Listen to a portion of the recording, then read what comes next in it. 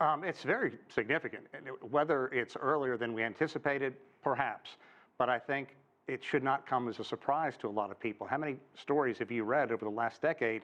This is the warmest year on record. This is the warmest year on record. And one thing about that 1.5 degrees Celsius temperature, that makes it basically twice as hot on the surface.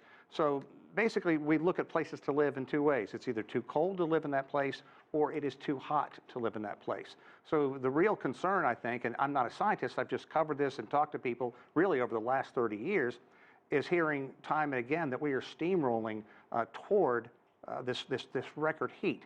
And basically 1/5 of the world population is at risk of living in places that are simply too hot within the next several decades. And what happens when that occurs? So there's real reason for concern out there, and there's a real reason for alarm.